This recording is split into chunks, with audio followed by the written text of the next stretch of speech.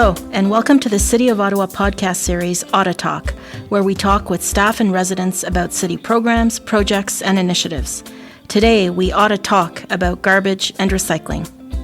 Our theme music to start the show is titled Sea Riff by JMT. We start and end every podcast with a local artist featured on City Sounds playlist on SoundCloud. You can find a link to our playlist on our show notes. You'll hear more from JMT at the end of our podcast. One more reason to stay tuned till the end.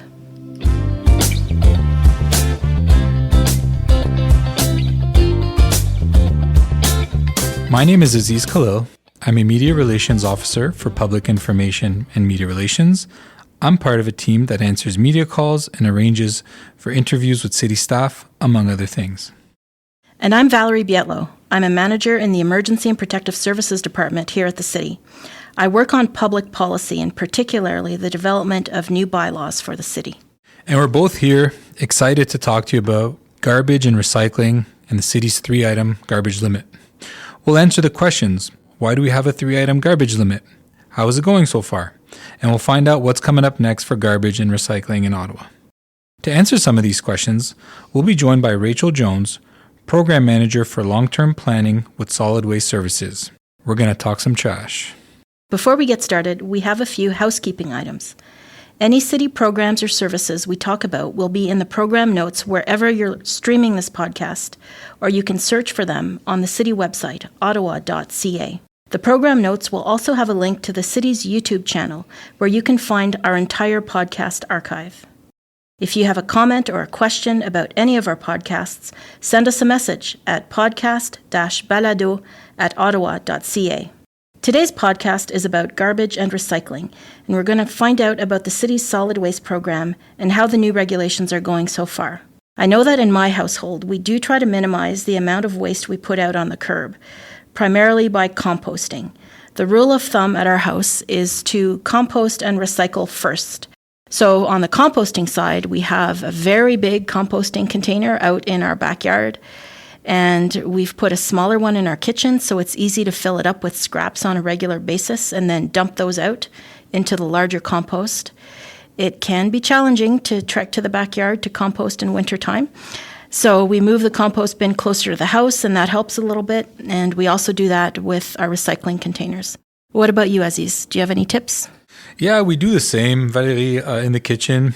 We've made kind of a habit and part of our daily routine to sort waste and organics. We have a small green bin under the sink for food scraps and organic waste. So it makes things easier to throw away, like coffee, peels, leftovers. And we also have a dedicated bin for cardboard and paper in the kitchen cupboard. And that simplifies and facilitates recycling. It's become a habit also for us to check labels to make sure that they're sorted correctly. And truly, it's a small effort, but it makes a huge difference.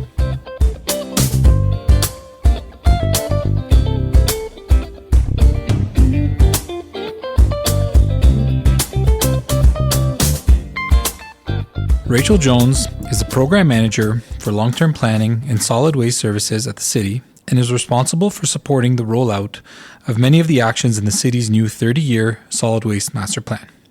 Before coming to Ottawa, she spent 6 years working in solid waste services in Metro Vancouver, leading the implementation of various waste reduction and diversion initiatives.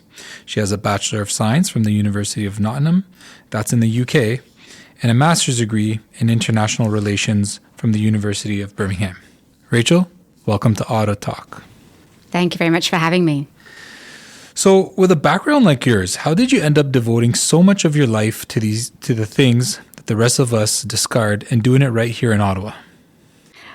That's a really good question. So I did work in quite a few different fields before I started working in solid waste. I was actually working in international relations in the UK. And when I moved to Canada, I started working in solid waste after I volunteered in this field for a while. And I knew after working in that volunteer environment that this was something that I really wanted to do. It's a very, very challenging area of work. There really never is a dull moment. So when I moved to Ottawa from Vancouver, I knew I wanted to kind of carry on with this work and help the city introduce some new waste reduction and diversion opportunities. Since September 30th of last year, Ottawa residents who have curbside collection have had a 3-item garbage limit. Why did Ottawa make this change? The 3-item garbage limit really helps the city to extend the life of our trail waste facility landfill. This gives us time to explore new options for waste disposal. It also puts us in line, actually, with what other municipalities are doing in terms of garbage collection. So more than half of what we put in the garbage should go in the blue, black, and green bin. And around 85% of households are already setting out 3 garbage items limit, 3 garbage items or even fewer on collection day. So even so, we can all still do better when it comes to recycling and using a green bin.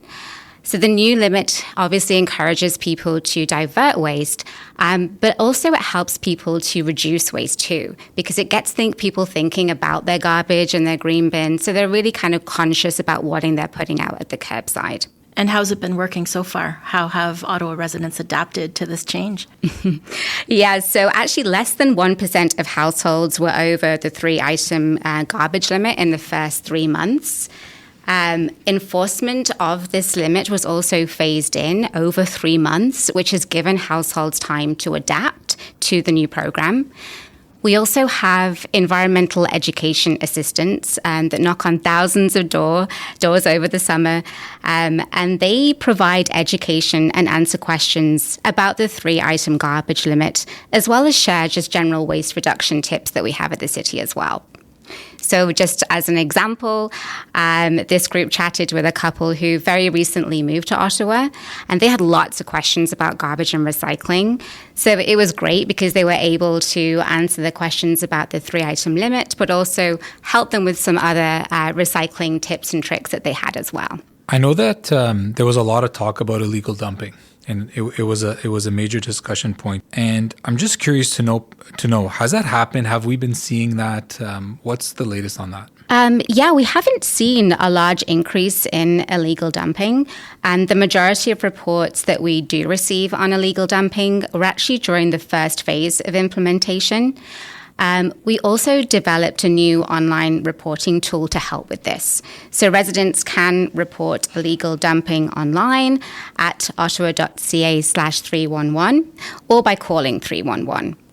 We also developed some videos about illegal dumping as well, and the impacts on the community. And these are all available to look at on our website too. And why so much interest now in the size of garbage containers? Yes, the garbage container requirements didn't actually change with the new 3-item limit. What did change is the enforcement of that. So these standards for containers have been in place for a long time, actually over a decade, and it's really to ensure the health and safety of the collectors. And it also allows residents to be flexible based on the type of bins that are available and they want to use as well. So garbage containers, they can be up to 140 litres, and they must have a detachable lid so that the collector can empty it. The most common containers that we have available are typically around 121 litres. So if you already have this type of bin, you can, of course, carry on using it. What about large families, Rachel? Is it fair that they are subject to the same limits as, say, someone living alone? Yeah, so every household actually pays the same annual fees for waste collection. So this means, for example, that someone living by themselves is paying the same as a family with lots of children. So the new 3-item limit entitles each household to set up to 3 items. This can be any combination of garbage bags, garbage containers, of course, up to 140 litres, and also bulky items as well. So by bulky items, we mean things like large pieces of furniture, mattresses, etc. Households that wish to set out more can actually purchase yellow bags. These are available at client service centres, some private businesses like home hardware stores, and also 13 different recreation centres across the city as well. We also have a special considerations program that allows registered households to place 1 bag of diapers, incontinence products, or home healthcare waste at the curb for pickup on the alternate week from regular collection day. So there really are options for everyone. Yes, absolutely. Rachel, we've been hearing a lot about common pads from residents. I'm wondering if you can maybe break it down for us on what it is exactly. Yeah, for sure. So typically residents take out their garbage and recycling on organics and put them out at the curbside in front of their own homes. But we also do have places where residents put out those all their garbage, recycling and green bin on a shared collection area. So this is what we refer to as a common pad. In these buildings, the 3-item limit still applies to all these residents, and each unit can still set out up to 3 garbage items on collection day. What we're finding is that in some areas, there are more than 3 items being put out. So city staff are actually working with property managers right now that use common pads to offer support and communicate with residents what's needed and how the 3-item limit applies to them. So more to come. Exactly, yeah. So Rachel, what is next for garbage and recycling in Ottawa? Council actually approved a new solid waste master plan in 2024. This guides how the city is going to manage waste over the next 30 years. And it contains 50 different actions that will all help to work towards waste reduction, waste reuse, waste diversion, and also help us to work out what's the best thing to do with that leftover waste, that inevitable residual waste that's left over. How can we get as much resources and energy out of that final waste stream? Something else to keep an eye on is individual producer responsibility. This is a regulation from the province of Ontario that's bringing changes to the ways that municipalities are providing our recycling programs. So Ottawa's recycling is going to transition to this new system in 2026. This is when producers will implement a standardized collection program across the province.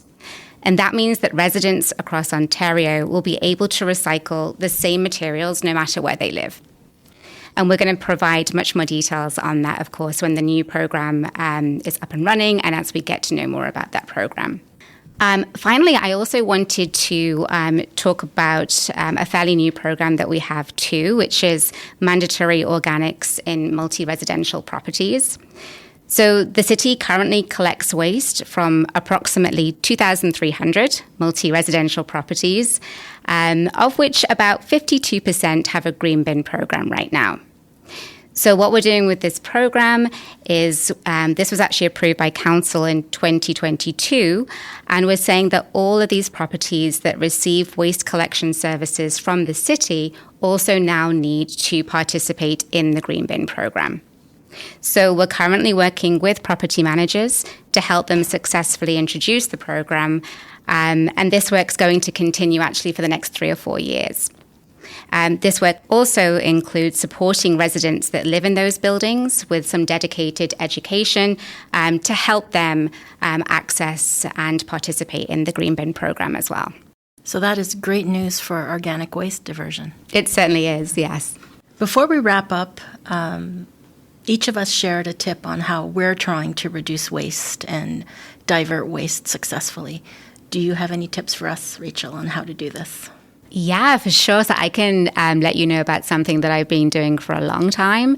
And that is if I have anything particularly smelly like fish that are left over food scraps, I actually wrap them in newspaper and pop them into my freezer and then bring them out on collection day so that then my green bin doesn't smell as much. So you have fish carcasses in your freezer? I certainly do. Great tip. Thank you. You're welcome. Well, this was great. Rachel, thank you so much for your time. We learned a lot today. Well, I learned a lot today. So much appreciated. Thank you so much. Thank you very much for having me. This is the end of the podcast, but not the end of the conversation. Remember to visit ottawa.ca for more information about the programs you heard about here. Be on the lookout for upcoming announcements about more City of Ottawa podcasts. That's when we ought to talk about something completely different. And to play us out, here's a little more of Sea Riff by JMT.